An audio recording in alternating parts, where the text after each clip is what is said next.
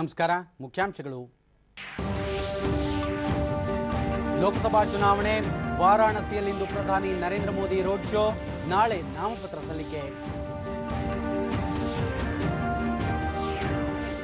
ಚುರುಕುಗೊಂಡ ರಾಜಕೀಯ ಚಟುವಟಿಕೆ, ತಾರಾ ಪ್ರಚಾರಕರಿಂದ ಹಲವೆಡೆ ಮತಯಾಚನೆ, ಆಮ್ ಆದ್ಮಿ ಪಕ್ಷದಿಂದ ಪ್ರಣಾಳಿಕೆ ಬಿಡುಗಡೆ. ಬಳ್ಳಾರಿಯ ಹೊಸಪೇಟೆ ಸಂಡೂರು ಬಳಿ ಪ್ರತ್ಯೇಕ ಅಪಘಾತ, 4 ಸಾವು, 30ಕ್ಕೂ ಹೆಚ್ಚು ಮಂದಿಗೆ ಗಾಯ. ಏಷ್ಯನ್ ಅಥ್ಲೆಟಿಕ್ಸ್ ಚಾಂಪಿಯನ್ಶಿಪ್, 3 ಚಿನ್ನ ಸೇರಿ ಒಟ್ಟು 17 ಪದಕಗಳೊಂದಿಗೆ ಭಾರತಕ್ಕೆ 4ನೇ ಸ್ಥಾನ. ವಾರ್ತೆಗಳ ವಿವರ. ದೇಶದಲ್ಲಿ 4ನೇ ಹಂತದ ಲೋಕಸಭಾ ಚುನಾವಣೆಗೆ ಏಪ್ರಿಲ್ 29ರಂದು 71 ಕ್ಷೇತ್ರಗಳಲ್ಲಿ ಮತದಾನ ನಡೆಯಲಿದೆ. ಮಹಾರಾಷ್ಟ್ರದ 17, ಉತ್ತರ ಪ್ರದೇಶ, ರಾಜಸ್ಥಾನದ ತಲಾ 13, ಪಶ್ಚಿಮ ಬಂಗಾಳದ 8, ಒಡಿಶಾ ಮತ್ತು ಮಧ್ಯಪ್ರದೇಶದ ತಲಾ 6, ಬಿಹಾರ 5, ಜಾರ್ಖಂಡ್ನ 3 ಲೋಕಸಭಾ ಕ್ಷೇತ್ರಗಳಿಗೆ ಮತದಾನ ನಡೆಯಲಿದೆ. ಜಮ್ಮು ಕಾಶ್ಮೀರದ ಅನಂತನಾಗ್ ಲೋಕಸಭಾ ಕ್ಷೇತ್ರದ ಕುಲ್ಗಾಂವ್ ಜಿಲ್ಲೆಯ ಎಲ್ಲಾ ಮತಕೇಂದ್ರಗಳಲ್ಲಿ ಮತದಾನ ನಡೆಯಲಿದೆ. 71 ಲೋಕಸಭಾ ಕ್ಷೇತ್ರಗಳಲ್ಲದೆ ಒಡಿಶಾದ 147 ವಿಧಾನಸಭಾ ಕ್ಷೇತ್ರಗಳ ಪೈಕಿ 42 ಕ್ಷೇತ್ರಗಳಿಗೆ ಇದೇ ಹಂತದಲ್ಲಿ ಚುನಾವಣೆ ಜರುಗಲಿದೆ. ಈ ಮಧ್ಯೆ ಒಡಿಶಾದ 8 ವಿಧಾನಸಭಾ ಕ್ಷೇತ್ರಗಳ ವ್ಯಾಪ್ತಿಯ 9 ಮತಗಟ್ಟೆಗಳಲ್ಲಿ ಇಂದು ಮರುಮತದಾನ ನಡೆಯುತ್ತಿದೆ. ಅಭ್ಯರ್ಥಿಗಳಿಂದ ಇವಿಎಂ ಹಾನಿ ಸೇರಿದಂತೆ ಇನ್ನಿತರ ಕಾರಣಗಳಿಂದಾಗಿ ಮತದಾನಕ್ಕೆ ಅಡ್ಡಿಯುಂಟಾಗಿತ್ತು. ನಾಗಾಲ್ಯಾಂಡ್ನ ವೋಕಾ ಜಿಲ್ಲೆಯ ತೋಯಿ ವಿಧಾನಸಭಾ ಕ್ಷೇತ್ರ ವ್ಯಾಪ್ತಿಯಲ್ಲಿ 37 ಮತಗಟ್ಟೆಗಳಲ್ಲಿ ಚುನಾವಣೆ ನಡೆಯುತ್ತಿದೆ. ದೇಶದಲ್ಲಿ 4ನೇ ಹಂತದ ಲೋಕಸಭಾ ಚುನಾವಣೆಗೆ ಇದೇ 29ರಂದು ರಾಜ್ಯಗಳ 71 ಕ್ಷೇತ್ರಗಳಲ್ಲಿ ಮತದಾರರು ತಮ್ಮ ಹಕ್ಕು ಚಲಾಯಿಸಲಿದ್ದಾರೆ. ಪ್ರಮುಖ ಪಕ್ಷಗಳ ತಾರಾ ಪ್ರಚಾರಕರಿಂದ ಚುನಾವಣಾ ಕಣ ಕಾವೇರಿದ್ದು, ಪಕ್ಷಗಳು ತಮ್ಮ ಅಭ್ಯರ್ಥಿಗಳ ಪರ ಬಿರುಸಿನ ಪ್ರಚಾರ ಕೈಗೊಂಡಿವೆ.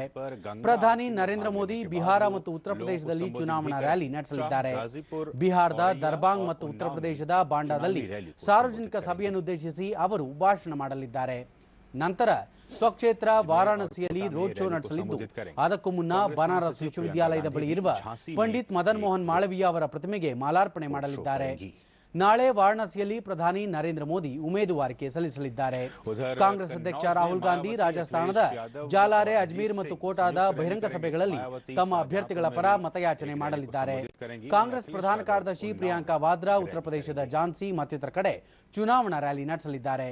ಬಿಎಸ್ಪಿ, ಎಸ್ಪಿ, ಆರ್ಎಲ್ಡಿ ಮಹಾಗಠಬಂಧನ್ ಇಂದು ಉತ್ತರ ಪ್ರದೇಶದ ಶಹಜಾನ್ಪುರ ಮತ್ತು ಕನೌಜ್ನಲ್ಲಿ ಚುನಾವಣಾ ರ್ಯಾಲಿ ನಡೆಸಲಿದೆ. ಬಿಎಸ್ಪಿ ಮುಖ್ಯಸ್ಥೆ ಮಾಯಾವತಿ, ಎಸ್ಪಿ ಅಧ್ಯಕ್ಷ ಅಖಿಲೇಶ್ ಯಾದವ್, ಆರ್ಎಲ್ಡಿ ಮುಖಂಡ ಅಜಿತ್ ಸಿಂಗ್ ಸೇರಿದಂತೆ ಮತ್ತಿತರ ಮುಖಂಡರು ರ್ಯಾಲಿ ಉದ್ದೇಶಿಸಿ ಭಾಷಣ ಮಾಡಲಿದ್ದಾರೆ. ಬಿಜೆಪಿ ರಾಷ್ಟ್ರೀಯ ಅಧ್ಯಕ್ಷ ಅಮಿತ್ ಶಾ ಇಂದು ಉತ್ತರ ಪ್ರದೇಶದ ಗಾಜಿಯಾಪುರದಲ್ಲಿ ಚುನಾವಣಾ ರ್ಯಾಲಿ ಉದ್ದೇಶಿಸಿ ಮಾತನಾಡಿದರು. ಪ್ರಧಾನಿ ನರೇಂದ್ರ ಮೋದಿ ನೇತೃತ್ವದ ಬಿಜೆಪಿ ಸರ್ಕಾರ ಆಡಳಿತಕ್ಕೆ ಬಂದ ನಂತರ ದೇಶದಲ್ಲಿ ಸಾಕಷ್ಟು ಅಭಿವೃದ್ಧಿ ಕಾರ್ಯಗಳು ನಡೆದಿವೆ. ಮುಖ್ಯವಾಗಿ ಪ್ರಧಾನಿ ನರೇಂದ್ರ ಮೋದಿ ಅವರಿಂದ ಆತಂಕವಾದಿಗಳಿಗೆ ನಡುಕ ಉಂಟಾಗಿದೆ. ನೆರೆಯ ಪಾಕಿಸ್ತಾನಕ್ಕೆ ತಕ್ಕ ಶಾಸ್ತಿ ಮಾಡಲು ಪ್ರಧಾನಿ ಮುಂದಾಗಿದ್ದಾರೆ. ಬಿಜೆಪಿ ಭಾರತದ ಸುರಕ್ಷತೆಗೆ ಬದ್ಧವಾಗಿದೆ ಎಂದು ಅವರು ಹೇಳಿದರು. ಕಾಶ್ಮೀರ ಭಾರತದ ಅವಿಭಾಜ್ಯ ಅಂಗವಾಗಿದ್ದು, ಯಾವುದೇ ಕಾರಣಕ್ಕೂ ಕಾಶ್ಮೀರವನ್ನು ವಿಭಜನೆ ಮಾಡಲು ತಮ್ಮ ಪಕ್ಷ ಬಿಡುವುದಿಲ್ಲ. ಆದರೆ ವಿಪಕ್ಷಗಳು ಈ ವಿಚಾರದಲ್ಲಿ ತುಷ್ಟೀಕರಣ ಮಾಡುತ್ತಿವೆ ಎಂದು ಅವರು ಟೀಕಿಸಿದರು. अभी कश्मीर में चुनाव चल रहा है, वहां कांग्रेस पार्टी और नेशनल कॉन्फ्रेंस दोनों ने समाधान किया है. मुझे बताओ भैया कि फारूक अब्दुल्ला के बेटे उमर अब्दुल्ला ने निवेदन किया कि कश्मीर में दूसरा प्रधानमंत्री होना चाहिए. गाजीपुर वालों, एक देश में 2 प्रधानमंत्री हो सकते हैं क्या? करने चाहिए क्या? ये कश्मीर को हिंदुस्तान से अलग करना चाहती है. और मैं आज 14वां दिन है, 14 दिन से राहुल बाबा को पूछता हूं, राहुल बाबा ये उमर अब्दुल्ला के बयान पर आपकी प्रतिक्रिया क्या है? देश की जनता जाननी चाहिए. चुप है, बोलते ही नहीं. उनको है बोलेंगे तो वोट बैंक चली जाएगी, वोट बैंक. अरे राहुल बाबा, अभी तो नरेंद्र मोदी प्रधानमंत्री है. नरेंद्र मोदी जी फिर से प्रधानमंत्री बनने वाले हैं. अगर किसी दिन सुमोजरा, किसी दिन हम सत्ता में नहीं रहे, भाजपा वाले विपक्ष में भी बैठे, ಕಾಂಗ್ರೆಸ್ನ ಕೇಂದ್ರೀಯ ಚುನಾವಣಾ ಸಮಿತಿ ಉತ್ತರ ಪ್ರದೇಶದಲ್ಲಿನ ವಾರಾಣಸಿ ಹಾಗೂ ಗೋರಖ್ಪುರ ಕ್ಷೇತ್ರಗಳಿಗೆ ಕ್ರಮವಾಗಿ ಅಜಯ್ ರಾಯ್ ಹಾಗೂ ಮಧುಸೂದನ್ ತಿವಾರಿಗಳನ್ನು ಅಭ್ಯರ್ಥಿಗಳನ್ನಾಗಿ ಕಣಕ್ಕಿಳಿಸಿದೆ. ಸಮಿತಿ ಇಂದು ಪ್ರಕಟಣೆಯೊಂದರಲ್ಲಿ ಅಭ್ಯರ್ಥಿಗಳ ಹೆಸರನ್ನು ಬಹಿರಂಗಪಡಿಸಿದ್ದು, ವಾರಾಣಸಿಯಿಂದ ಪ್ರಿಯಾಂಕಾ ಗಾಂಧಿ ಕಣಕ್ಕಿಳಿಯಲಿದ್ದಾರೆ ಎಂಬ ಸುದ್ದಿಗೆ ತೆರೆ ಬಿದ್ದಂತಾಗಿದೆ. ಬಿಹಾರದ ದರ್ಭಾಂಗ್ನಲ್ಲಿಂದು ನಡೆದ ಚುನಾವಣಾ ರ್ಯಾಲಿಯಲ್ಲಿ ಲೋಕ ಜನಶಕ್ತಿ ಮುಖ್ಯಸ್ಥ ಹಾಗೂ ಕೇಂದ್ರ ಸಚಿವ ರಾಮ್ವಿಲಾಸ್ ಪಾಸ್ವಾನ್ ಕಾಂಗ್ರೆಸ್ ಪಕ್ಷದ ವಿರುದ್ಧ ಟೀಕಾ ಪ್ರಹಾರ ನಡೆಸಿದರು. ಹಿಂದುಳಿದ ವರ್ಗಗಳಿಗೆ ಮೀಸಲಾತಿ ಕಲ್ಪಿಸುವ ಮಂಡಲ್ ವರದಿ ಜಾರಿಗೆ ಕಾಂಗ್ರೆಸ್ ಪಕ್ಷ ಮೀನಾಮೇಷ ಮಾಡುತ್ತಿದ್ದಲ್ಲದೆ ಅಡ್ಡಿಪಡಿಸುತ್ತಿದೆ.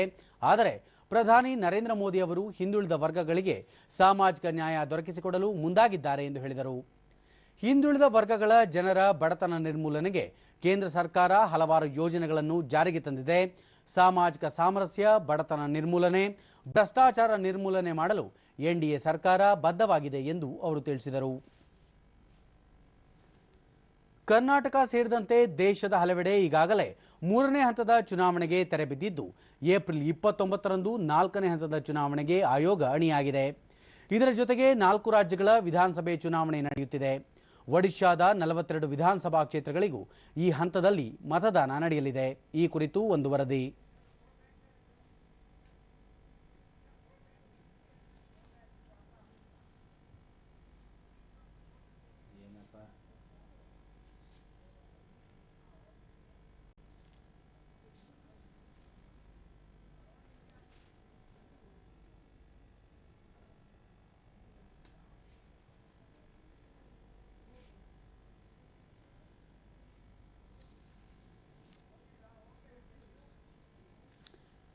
ಶೇಕಡ 50ರಷ್ಟು ವಿವಿಪ್ಯಾಟ್ ಚೀಟಿಗಳ ಎಣಿಕೆ ಕುರಿತಾದ ತನ್ನ ತೀರ್ಪನ್ನು ಮರುಪರಿಶೀಲಿಸುವಂತೆ ವಿಪಕ್ಷಗಳ 21 ನಾಯಕರು ಸುಪ್ರೀಂ ಕೋರ್ಟ್ಗೆ ಅರ್ಜಿ ಸಲ್ಲಿಸಿದ್ದಾರೆ. ವಿವಿಪ್ಯಾಟ್ ಚೀಟಿಗಳ ಎಣಿಕೆ ಕುರಿತಾದ ಮನವಿ ಅರ್ಜಿಯನ್ನು ಸರ್ವೋಚ್ಚ ನ್ಯಾಯಾಲಯ ಈ ಮೊದಲು ತಿರಸ್ಕರಿಸಿತ್ತು. ಬದಲಾಗಿ ಪ್ರತಿ ಲೋಕಸಭಾ ಕ್ಷೇತ್ರದಲ್ಲಿ 5 ಮತಗಟ್ಟೆಗಳ ವಿವಿಪ್ಯಾಟ್ ಚೀಟಿಗಳನ್ನು ಇವಿಎಂ ಜೊತೆ ಹೋಲಿಸಿ ಪರಿಶೀಲಿಸುವಂತೆ ಚುನಾವಣಾ ಆಯೋಗಕ್ಕೆ ಸುಪ್ರೀಂ ಕೋರ್ಟ್ ಆದೇಶಿಸಿತ್ತು. ಆಂಧ್ರಪ್ರದೇಶ ಮುಖ್ಯಮಂತ್ರಿ ಎನ್ ಚಂದ್ರಬಾಬು ನಾಯ್ಡು ತೀರ್ಪಿನಲ್ಲಿ ಮತಗಟ್ಟೆಗಳ ಸಂಖ್ಯೆ 1ರಿಂದ 5ಕ್ಕೆ ಏರಿಸಿದ್ದರೂ ಫಲಿತಾಂಶದ ಸ್ಪಷ್ಟ ಚಿತ್ರಣ ನೀಡುವಲ್ಲಿ ಸಾಧ್ಯವಾಗುವುದಿಲ್ಲ ಎಂದು ಅಭಿಪ್ರಾಯಪಟ್ಟಿದ್ದಾರೆ.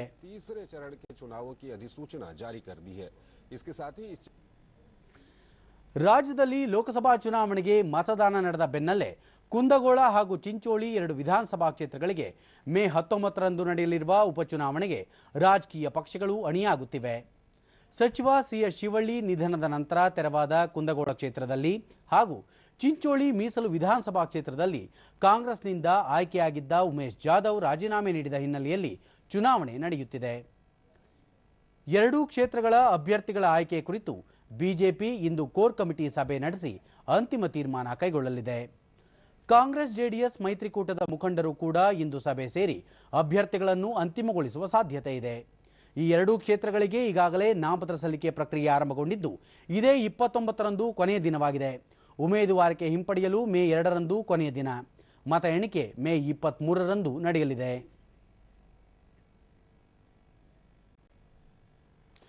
ಲೋಕಸಭಾ ಚುನಾವಣೆ ಹಿನ್ನೆಲೆಯಲ್ಲಿ ಆಮ್ ಆದ್ಮಿ ಪಕ್ಷ ಇಂದು ಪ್ರಣಾಳಿಕೆ ಬಿಡುಗಡೆ ಮಾಡಿದೆ.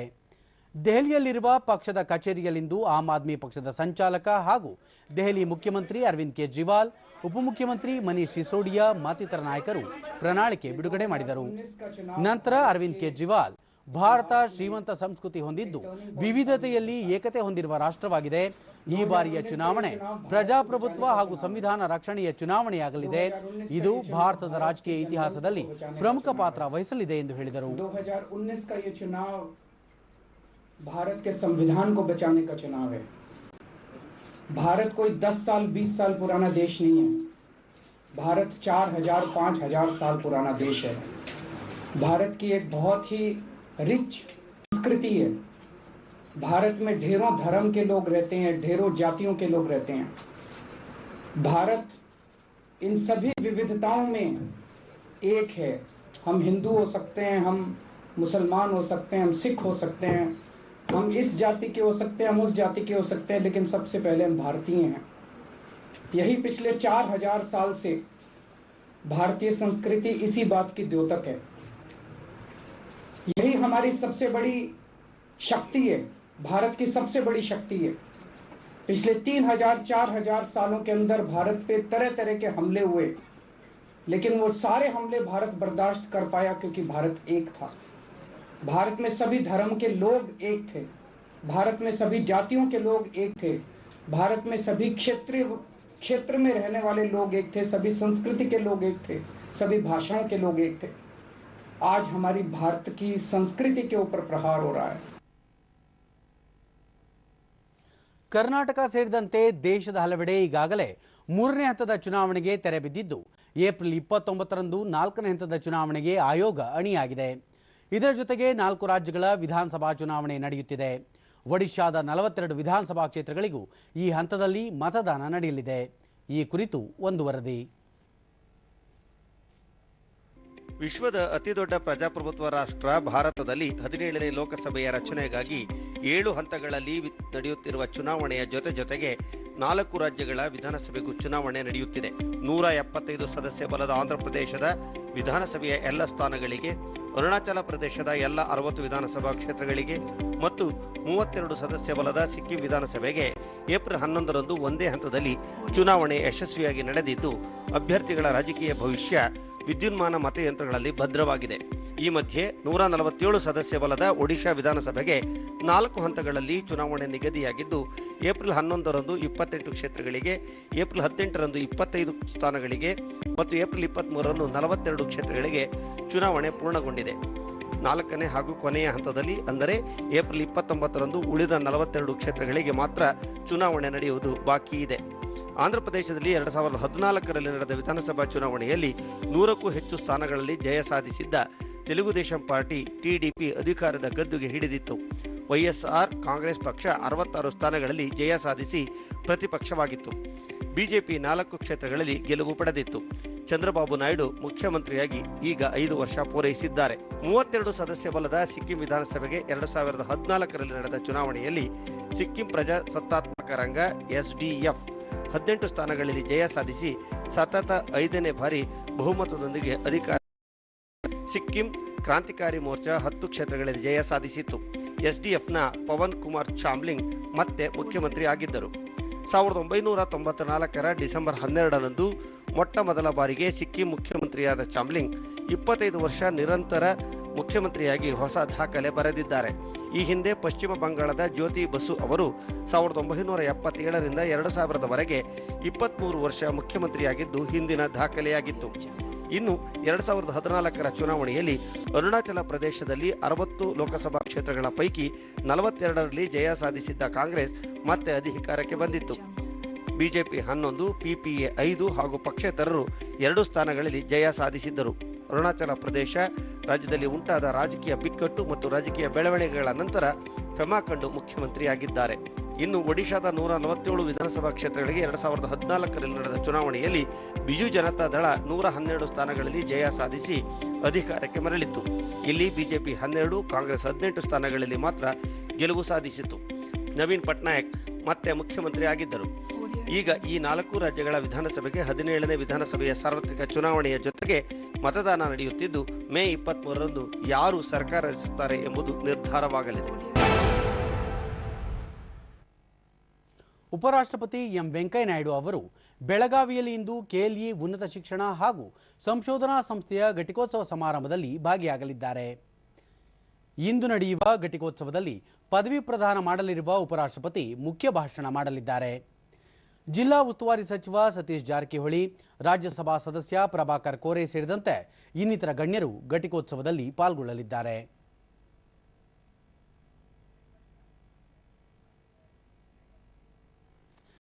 ಚಿತ್ರದುರ್ಗದ ಮುರುಘಾ ಮಠಾಧೀಶ ಡಾಕ್ಟರ್ ಶಿವಮೂರ್ತಿ ಮುರುಘಾ ಶರಣರ ಅಧ್ಯಕ್ಷತೆಯಲ್ಲಿ ವೇದಾವತಿ ನದಿ ಉಳಿವಿಗಾಗಿ ಹೋರಾಟ ರೂಪಿಸುವ ಕುರಿತು ರೈತರು ಹಾಗೂ ಪರಿಸರ ಪ್ರೇಮಿಗಳ ಸಭೆ ನಿನ್ನೆ ನಡೆಯಿತು.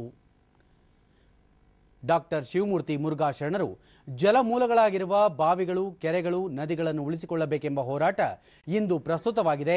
ನಿಸರ್ಗದ ಮೇಲೆ ಮಾನವನ ದ್ರೋಹ, ದೌರ್ಜನ್ಯದಿಂದಾಗಿ ನೀರಿನ ಕೊರತೆಯುಂಟಾಗುತ್ತಿದೆ. ಅದನ್ನು ಸರಿಪಡಿಸುವ ದಿಸೆಯಲ್ಲಿ ಪ್ರಯತ್ನಿಸಬೇಕಾಗಿದೆ ಎಂದರು. ಈ ದಿಶೆಯಲ್ಲಿ ಯಥಾವತ್ತವಾಗಿ ಉಳಿಸ್ಕೋಬೇಕು, ಸಂರಕ್ಷಣೆಯನ್ನ ಮಾಡ್ಕೊಳ್ಬೇಕು ಅನ್ನುವಂತ ಒಂದು ಅರಿವು, ಜಾಗೃತಿ ಇಂದಿನ ದಿನಮಾನಗಳಲ್ಲಿ ಉಂಟಾಗ್ತಾ ಇದೆ. ಜನರನ್ನ ಹೇಗೆ ಪರಿಸರ ಪ್ರೇಮಿ ಡಾಕ್ಟರ್ ಹಾಳು ಮಾಡಲು ಸಾಧ್ಯವಿಲ್ಲ. ಮುಂದಿನ ದಿನಗಳಲ್ಲಿ ಮುರುಘಾಶರಣರ ನೇತೃತ್ವದಲ್ಲಿ ನದಿಯನ್ನು ಪುನಶ್ಚೇತನಗೊಳಿಸಲು ಪ್ರಯತ್ನಿಸಬೇಕಾಗಿದೆ ಎಂದು ಹೇಳಿದರು. ಸೊ ಈ 3-4 ವಿಚಾರಗಳ ಬಗ್ಗೆ ನಾವು ಇವತ್ತು ಚರ್ಚೆ ಮಾಡಿದ್ದೀವಿ, ವಿಚಾರ ವಿನಿಮಯ ಮಾಡ್ಕೊಂಡಿದ್ವಿ. ಅದರಿಂದ ಒಂದು ಪ್ರಯತ್ನ ಅಂದ್ರೆ ಈ ನದಿಯನ್ನ ಪುನಶ್ಚೇತನಗೊಳಿಸಲಿಕ್ಕೆ ಒಂದು ಒಳ್ಳೆಯ ಪ್ರಯತ್ನವನ್ನ ಮಾಡಬೇಕು. ರಾಜ್ಯ ರೈತ ಸಂಘ ಹಾಗೂ ಹಸಿರು ಸೇನೆ ರಾಜ್ಯ ಪ್ರಧಾನ ಕಾರ್ಯದರ್ಶಿ ಈಚಗಡ್ಡದ ಸಿದ್ದವೀರಪ್ಪ ಮುಂದಿನ ಪೀಳಿಗೆಗೆ ಬದುಕನ್ನು ಕಟ್ಟಿಕೊಳ್ಳಲು ಪೂರಕವಾಗಿ ಮತ್ತೆ ನದಿ ಹರಿಯುವಂತೆ ಮಾಡಿದರೆ ಅದಕ್ಕಿಂತ ದೊಡ್ಡ ಕಾರ್ಯ ಮತ್ತೊಂದಿಲ್ಲ. ಮುರುಘಾಶರಣರು ಈ ಕಾರ್ಯಕ್ಕೆ ನೆರವು ನೀಡುತ್ತಿರುವುದು ನಮಗೆ ದೊಡ್ಡ ಶಕ್ತಿ ತುಂಬಿದಂತಾಗಿದೆ ಎಂದು ಹೇಳಿದರು. ಚೆಕ್ ಡ್ಯಾಮ್ಗಳನ್ನ ನಿರ್ಮಾಣ ಮಾಡೋದು, ಹರಿಯುವ ನೀರನ್ನ ತಡೆಯುವಂತ ಪ್ರಯತ್ನ ಪ್ರಕೃತಿಗೆ ಮಾರಕವಾದ ಮತ್ತು ವಿರುದ್ಧವಾದಂತಹ ನಿಯಮ ಆಗಿದೆ. ಬೆಂಗಳೂರಿನ ರಾಜ್ಯ ಚಿತ್ರಕಲಾ ಪರಿಷತ್ನಲ್ಲಿ ನಿನ್ನೆ ಆಯೋಜಿಸಲಾಗಿದ್ದ ಅಣ್ವಸ್ತ್ರ ಯುದ್ಧ ನಂತರ ವಿಶ್ವ ಸಂವಾದ ಕಾರ್ಯಕ್ರಮವನ್ನು ನಟ ಹಾಗೂ ಪರಿಸರವಾದಿ ಸುರೇಶ್ ಹಬ್ಳಿಕರ್ ಉದ್ಘಾಟಿಸಿದರು. ನಂತರ ಅವರು ಪಶ್ಚಿಮ ಘಟ್ಟಗಳು ಉತ್ತಮವಾದ ಜೀವ ವೈವಿಧ್ಯಮಯ ಕಾಡುಗಳಾಗಿದ್ದು ಹೊಸ ಸಂಸ್ಕೃತಿಯನ್ನು ಹುಟ್ಟುಹಾಕಿವೆ ಎಂದು ಹೇಳಿದರು. 90 ದಶಲಕ್ಷ ವರ್ಷಗಳ ಹಿಂದೆ ರೂಪುಗೊಂಡಿರುವ ಪಶ್ಚಿಮ ಘಟ್ಟಗಳು ಕೃಷಿಗೆ ನೀರು ಒದಗಿಸುತ್ತಿರುವುದಲ್ಲದೆ ವಿದ್ಯುತ್ ಉತ್ಪಾದನೆಗೂ ನೆರವು ನೀಡುತ್ತಾ ಬಂದಿವೆ. ಅತಿ ಸೂಕ್ಷ್ಮ ಪ್ರದೇಶವಾದ ಪಶ್ಚಿಮ ಘಟ್ಟಗಳ ಪರಿಸರ ರಕ್ಷಣೆ ಇಂದಿನ ಅಗತ್ಯವಾಗಿದೆ ಎಂದು ಅವರು ಅಭಿಪ್ರಾಯಪಟ್ಟರು. ನಮ್ಮ ದಕ್ಷಿಣ ಭಾರತದ ಈ ಪಶ್ಚಿಮ ಘಟ್ಟಗಳು ಅತಿ ಪುರಾತನವಾದವು. ನಮಗೆ ಎಲೆಕ್ಟ್ರಿಸಿಟಿ ಕೊಡ್ತವೆ, ಮನೆಗೆ ನೀರು ಕೊಡ್ತವೆ, ನಮ್ಮ ಕೃಷಿಗೆ ನೀರು ಉಳಿಸ್ತವೆ, ಇಂಡಸ್ಟ್ರೀಸ್ ರನ್ ಮಾಡ್ತವೆ, ಒಂದು ಸಂಸ್ಕೃತಿಯನ್ನು ಹುಟ್ಟಿಸಿದವೆ. ಆದ್ರಿಂದ ನೀವು ನೋಡಿ, ಶಾಸಕ ರೋಷನ್ ಬೇಗ್, ಚಿತ್ರಕಲಾ ಪರಿಷತ್ ಅಧ್ಯಕ್ಷ ಬಿಎಲ್ ಶಂಕರ್ ಮತ್ತಿತರರು ಕಾರ್ಯಕ್ರಮದಲ್ಲಿ ಪಾಲ್ಗೊಂಡಿದ್ದರು. ಬಳ್ಳಾರಿ ಜಿಲ್ಲೆಯಲ್ಲಿ ಇಂದು ಸಂಭವಿಸಿದ 2 ಪ್ರತ್ಯೇಕ ಅಪಘಾತಗಳಲ್ಲಿ 4 ಮೃತಪಟ್ಟು 30ಕ್ಕೂ ಹೆಚ್ಚು ಮಂದಿ ಗಾಯಗೊಂಡಿದ್ದಾರೆ. ಹೊಸಪೇಟೆ ತಾಲೂಕಿನ ಹಾರವನಹಳ್ಳಿ ಬಳಿ ರಾಷ್ಟ್ರೀಯ ಹೆದ್ದಾರಿ 53ರಲ್ಲಿ ಬಸ್ ಮತ್ತು ಟ್ರ್ಯಾಕ್ಟರ್ ನಡುವೆ ಅಪಘಾತ ಸಂಭವಿಸಿ 2 ಸ್ಥಳದಲ್ಲೇ ಮೃತಪಟ್ಟಿದ್ದು 30ಕ್ಕೂ ಹೆಚ್ಚು ಮಂದಿಗೆ ಗಾಯಗಳಾಗಿವೆ. ಗಂಭೀರವಾಗಿ ಗಾಯಗೊಂಡ 15 ಜನರನ್ನು ಬಳ್ಳಾರಿ ವಿಮ್ಸ್ಗೆ ದಾಖಲಿಸಿದ್ದು ಇನ್ನುಳಿದ ಗಾಯಾಳುಗಳಿಗೆ ಹೊಸಪೇಟೆ ತಾಲೂಕು ಆಸ್ಪತ್ರೆಯಲ್ಲಿ ಚಿಕಿತ್ಸೆ ನೀಡಲಾಗುತ್ತಿದೆ. ಸಂಡೂರು ಬಳಿ ಬೈಕ್ಗೆ ಕೆಎಸ್ಆರ್ಟಿಸಿ ಬಸ್ ಡಿಕ್ಕಿಯಾಗಿ ಸ್ಥಳದಲ್ಲೇ ಸವಾರರಿಬ್ಬರು ಮೃತಪಟ್ಟಿದ್ದಾರೆ. ಮೃತರು ಹಗರಿಬೊಮ್ಮನಹಳ್ಳಿಯ ನ್ಯಾಣಾಪುರ ನಿವಾಸಿಗಳೆಂದು ಗುರುತಿಸಲಾಗಿದೆ. ಪದೇ ಪದೇ ಬರಗಾಲಕ್ಕೆ ತುತ್ತಾಗುತ್ತಿದ್ದ ಬಿಸಿಲನಾಡು ಕೊಪ್ಪಳ ಜಿಲ್ಲೆಯ ಹಿರೇಹಳ್ಳ ಜಲಾಶಯದ ಹಿನ್ನೀರಿನಲ್ಲಿ ಇದೇ ಮೊದಲ ಬಾರಿಗೆ ವಿದೇಶಿ ಪಕ್ಷಿಗಳ ಕಲರವ ಕೇಳಿಬರುತ್ತಿದೆ. ಈ ಕುರಿತು ಒಂದು ವರದಿ. ಸೈಬೀರಿಯಾ ಸೇರಿದಂತೆ ವಿವಿಧ ದೇಶಗಳಿಂದ ಭಾರೀ ಸಂಖ್ಯೆಯಲ್ಲಿ ನಾನಾ ಬಗೆಯ ಪಕ್ಷಿಗಳು ಸಂತಾನ ಅಭಿವೃದ್ಧಿಗಾಗಿ ಕೊಪ್ಪಳದ ಹಿರೇಹಳ್ಳ ಜಲಾಶಯಕ್ಕೆ ವಲಸೆ ಬಂದಿವೆ. ಪಕ್ಷಿಗಳ ಕಲರವ ಕೇಳಲು ಹಾಗೂ ಬಣ್ಣ ಬಣ್ಣದ ಪಕ್ಷಿಗಳ ಹಾರಾಟವನ್ನು ಕಣ್ತುಂಬಿಕೊಳ್ಳಲು ಸುತ್ತಮುತ್ತಲ ಜನರು ಆಗಮಿಸುತ್ತಿದ್ದಾರೆ.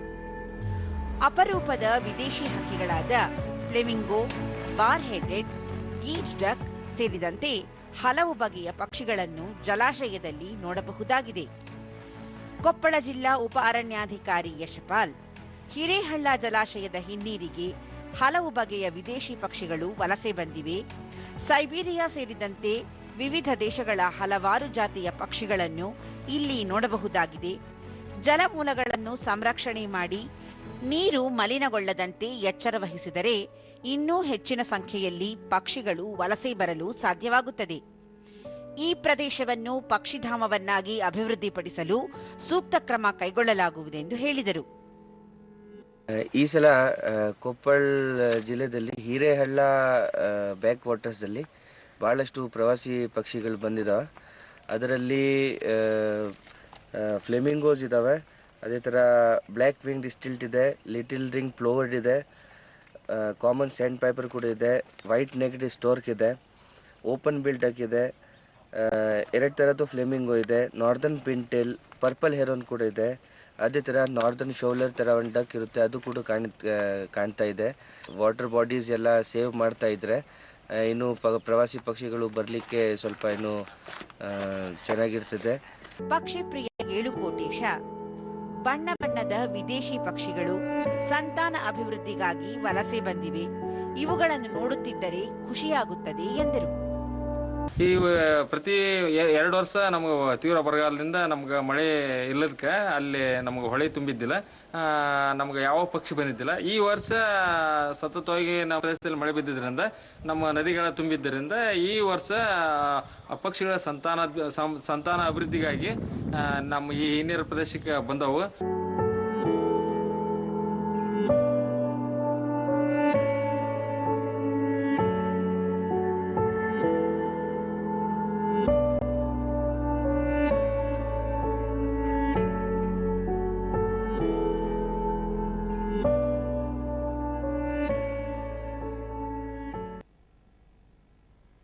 ವಿದೇಶಾಂಗ ವ್ಯವಹಾರಗಳ ರಾಜ್ಯ ಸಚಿವ ವಿಕೆ ಸಿಂಗ್ ದೆಹಲಿಯಲ್ಲಿ ನಿನ್ನೆ ಶ್ರೀಲಂಕಾ ಹೈಕಮಿಷನರ್ ಕಾರ್ಯಾಲಯಕ್ಕೆ ಭೇಟಿ ನೀಡಿ ಶ್ರೀಲಂಕಾ ಸರಣಿ ಬಾಂಬ್ ಸ್ಫೋಟದ ಬಗ್ಗೆ ಮಾಹಿತಿ ಪಡೆದಿದ್ದಾರೆ.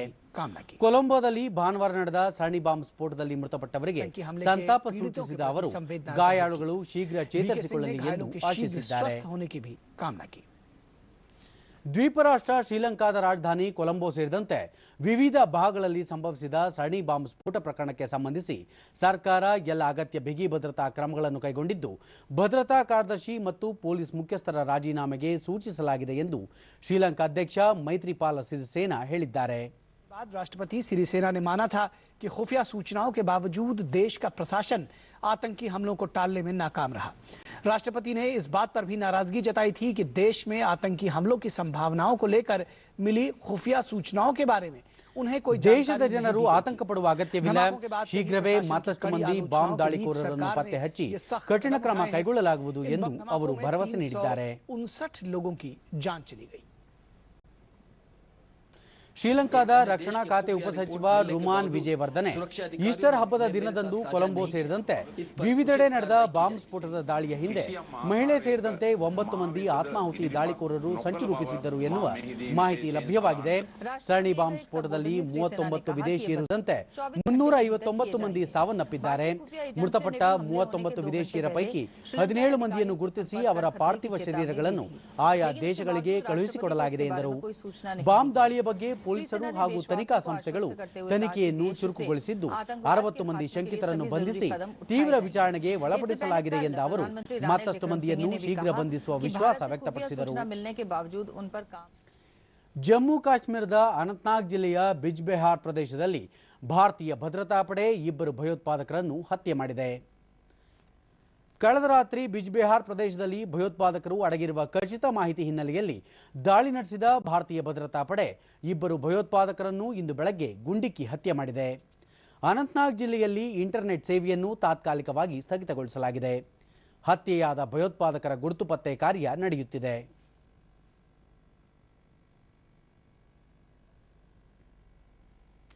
ರಾಷ್ಟ್ರೀಯ ತನಿಖಾ ದಳ ಎನ್ಐಎ ಉತ್ತರ ಪ್ರದೇಶದ ಅಮ್ರೋಹಾ ಜಿಲ್ಲೆಯಲ್ಲಿ ಕಳೆದ ರಾತ್ರಿ ಕಾರ್ಯಾಚರಣೆ ನಡೆಸಿ ಇಸ್ಲಾಮಿಕ್ ಸ್ಟೇಟ್ ಭಯೋತ್ಪಾದಕ ಸಂಘಟನೆಯೊಂದಿಗೆ ಸಂಪರ್ಕ ಹೊಂದಿದ್ದರೆನ್ನಲಾದ 5 ಮಂದಿಯನ್ನು ಬಂಧಿಸಿದ್ದಾರೆ. ಉತ್ತರ ಪ್ರದೇಶದ ಭಯೋತ್ಪಾದನಾ ನಿಗ್ರಹ ದಳದ ಜೊತೆ ಜಂಟಿ ಕಾರ್ಯಾಚರಣೆ ನಡೆಸಿ ಹಲವು ಮನೆಗಳ ಮೇಲೂ ದಾಳಿ ಮಾಡಲಾಗಿದೆ. ರಾಷ್ಟ್ರೀಯ ತನಿಖಾ ದಳದ ಈ ಕಾರ್ಯಾಚರಣೆ ಇಸ್ಲಾಮಿಕ್ ಸ್ಟೇಟ್ ಸಂಘಟನೆ ಜೊತೆ ಸಂಪರ್ಕ ಹೊಂದಿದ್ದ ಘಟಕಗಳ ಮೇಲೆ ನಡೆಸಿದ 5ನೇ ದಾಳಿಯಾಗಿದೆ. ಇಂದು ವಿಶ್ವ ಮಲೇರಿಯಾ ದಿನ. ಪ್ರತಿ ವರ್ಷ ಏಪ್ರಿಲ್ 25 ವಿಶ್ವದಾದ್ಯಂತ ಮಲೇರಿಯಾ ದಿನವಾಗಿ ಗುರುತಿಸಲಾಗುತ್ತಿದೆ. ಮಲೇರಿಯಾ ಕುರಿತು ಅರಿವು ಹಾಗೂ ತಡೆ ವಿಶ್ವ ಆರೋಗ್ಯ ಸಂಸ್ಥೆಯ ಮುಖ್ಯ ಕಾರ್ಯಕ್ರಮಗಳಲ್ಲಿ ಒಂದಾಗಿದ್ದು ಮಲೇರಿಯಾ ಮುಕ್ತ ನನ್ನಿಂದಲೇ ಆರಂಭ ಈ ವರ್ಷದ ಧ್ಯೇಯವಾಕ್ಯವಾಗಿದೆ. चुने गए 3 देशों में से मलावी पहला देश है.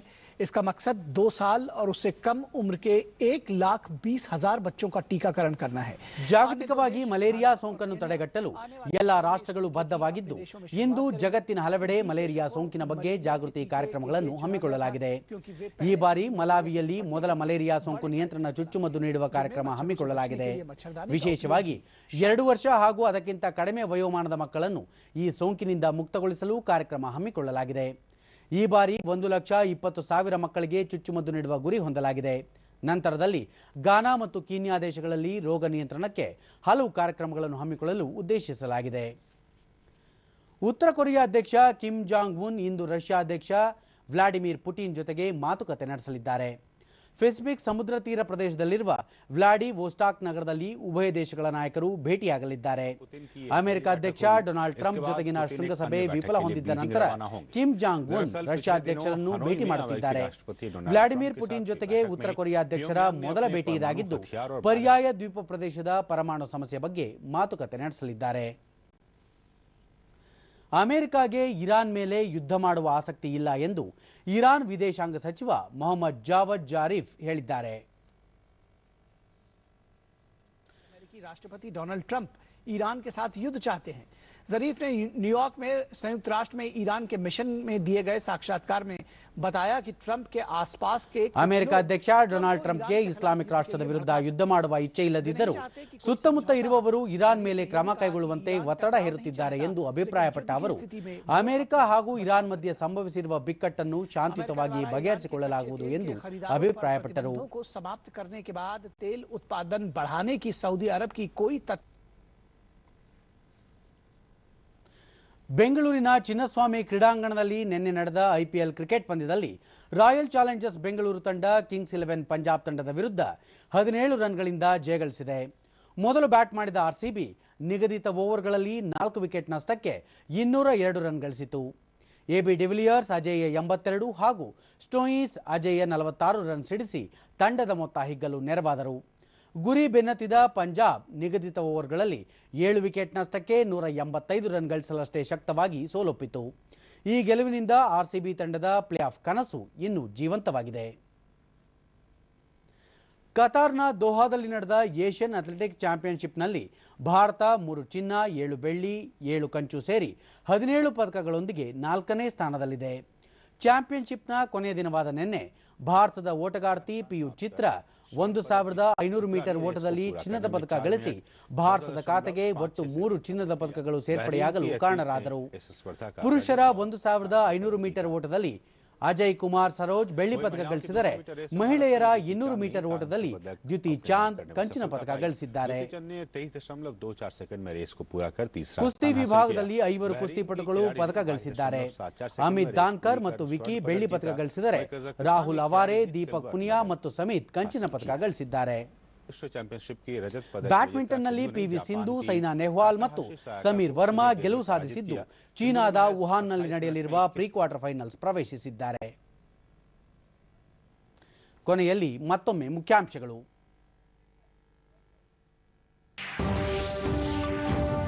ಲೋಕಸಭಾ ಚುನಾವಣೆ, ವಾರಾಣಸಿಯಲ್ಲಿಂದು ಪ್ರಧಾನಿ ನರೇಂದ್ರ ಮೋದಿ ರೋಡ್ ಶೋ, ನಾಳೆ ನಾಮಪತ್ರ ಸಲ್ಲಿಕೆ. ಚುರುಕುಗೊಂಡ ರಾಜಕೀಯ ಚಟುವಟಿಕೆ, ತಾರಾ ಪ್ರಚಾರಕರಿಂದ ಹಲವೆಡೆ ಮತಯಾಚನೆ, ಆಮ್ ಆದ್ಮಿ ಪಕ್ಷದಿಂದ ಪ್ರಣಾಳಿಕೆ ಬಿಡುಗಡೆ. ಬಳ್ಳಾರಿಯ ಹೊಸಪೇಟೆ ಸಂಡೂರು ಬಳಿ ಪ್ರತ್ಯೇಕ ಅಪಘಾತ, 4 ಸಾವು, 30ಕ್ಕೂ ಹೆಚ್ಚು ಮಂದಿಗೆ ಗಾಯ. ಏಷ್ಯನ್ ಅಥ್ಲೆಟಿಕ್ಸ್ ಚಾಂಪಿಯನ್ಶಿಪ್ 3 ಚಿನ್ನ ಸೇರಿ ಒಟ್ಟು 17 ಪದಕಗಳೊಂದಿಗೆ ಭಾರತಕ್ಕೆ 4ನೇ ಸ್ಥಾನ. ನಮ್ಮ ಮುಂದಿನ ವಾರ್ತಾ ಪ್ರಸಾರ ಸಂಜೆ 7 ಗಂಟೆಗೆ ಚಂದನದಲ್ಲಿ. ನಮಸ್ಕಾರ.